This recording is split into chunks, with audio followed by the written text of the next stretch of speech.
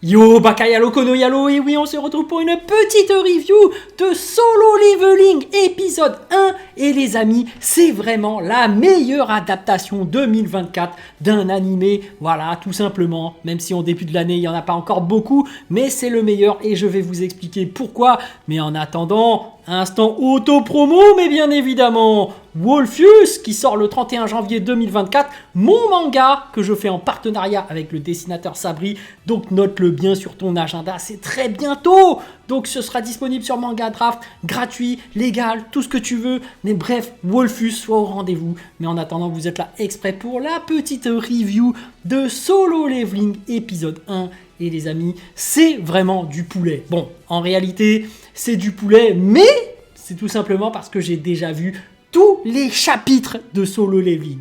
Donc franchement, cet épisode 1, il est excellent pour ceux qui ont déjà vu le manga. Parce qu'il y a énormément de fanservice, il y a énormément de clins d'œil. Évidemment, j'ai kiffé. J'ai vu tous les petits clins d'œil, j'ai fait « Ah les bâtards, oh incroyable !» Mais je pense que tout simplement, ceux qui n'ont jamais vu Solo Leveling ne comprennent pas. Ils ne savent pas qui sont les personnages, donc du coup ils sont là, ouais je comprends pas et tout, mais voilà, c'est tout. Parce que dans cet épisode 1, truc incroyable, dès le début tu vois l'introduction incroyable, avec les Chiméra Ant, ça rappelle l'arc des Chiméra Ant dans Solo Leveling. T'as les fameux classes S qui arrivent, clin d'œil tout de suite, celui qui fait des flammes avec ses lunettes, tu fais « Oh les bâtards, je le reconnais !» Et celui qui, en fait c'est même pas lui au début, c'est celui qui soigne. Donc toi tout de suite tu te rappelles du healer, du soigneur, et tu te rappelles que lui en fait il peut soigner tout le groupe. Tu fais oh le bâtard, oh là là le truc de ouf des classes S. Donc t'as celui qui fait des flammes avec ses lunettes là, oh tu te dis non. Et celui qui se transforme. Donc ça te rappelle aussi direct celui qui se transforme en tigre là, du clan je sais plus quoi. Classe S, même que Sun Jingu plus tard va lui mettre la misère parce qu'il a défoncé son frère mais il va défoncer aussi le mec. Truc incroyable. Tout de suite t'as la mémoire qui te revient. Ou quand t'as le président là qui ressemble à Garp, le vieux, le président qui gère tous les chasseurs. Tout de suite tu te dis oh les bâtards. Il est juste là en train de discuter, en train de parler, oui, on gère la ville comme ça maintenant par rapport à l'électricité ou tous ces trucs. Tu fais les bâtards. Le président, tu sais très bien que lui c'est un mec qui blague pas. Tu sais que lui c'est un gars qui est super chaud. Tu dis oh les bâtards ils l'ont mis. Et ça c'est un truc incroyable parce que en général, ceux qui font l'adaptation en animé, ils n'ont pas vu la suite. Parce qu'en fait, le truc est en cours de publication. Alors que là, ça veut dire qu'ils ont déjà quasiment vu toute la suite pour pouvoir te mettre des personnages que tu vas découvrir plus tard et vraiment les mettre dans un bon contexte.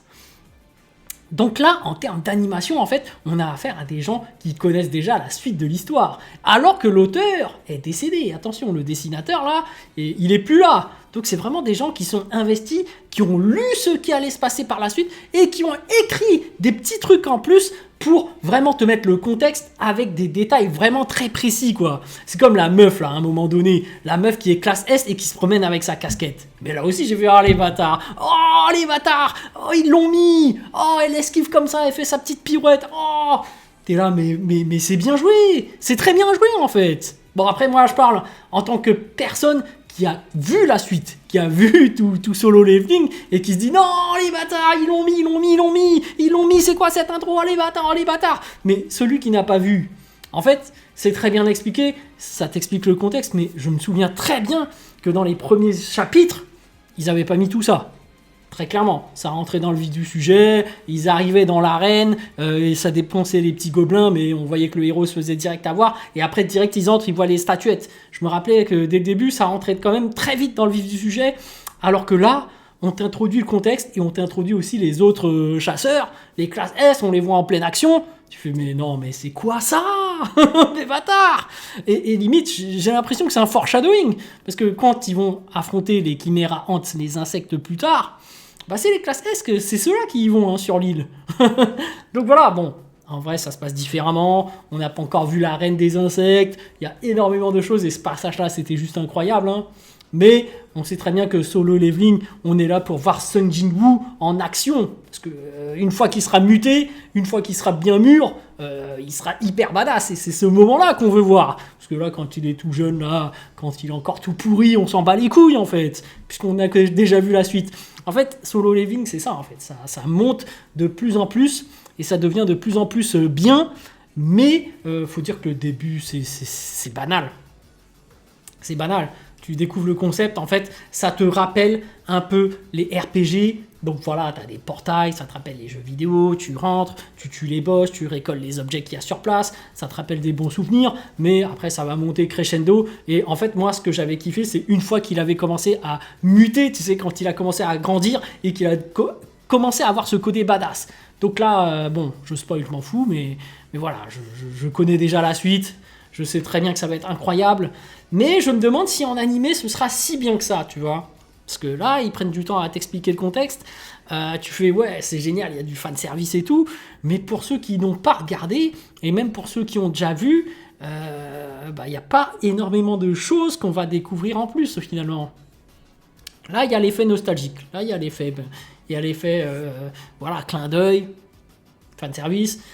C'est cool, mais je me demande si ça va vraiment tenir sur la longueur, tu vois. Parce que moi, je m'attends quand même à plus. Et d'un autre côté, j'ai déjà vu, donc je sais pas trop si je vais continuer à faire des reviews ou pas dessus. Bon, bref, l'épisode 1 était cool, hein. Franchement, surtout si tu as déjà vu la suite, des petits clins d'œil de partout. Voilà. Mais moi, je m'inquiète quand même pour ceux qui n'ont pas déjà vu, parce que du coup, ils comprennent pas ces petits clins d'œil. Et finalement, quand ils vont revenir plus tard, après avoir vu la suite, je pense qu'ils seront pas autant hypés parce qu'on t'a introduit les persos là. Donc en fait, tu t'en doutes déjà qu'ils sont très balèzes, mais tu ne sais pas ce qu'ils veulent vraiment.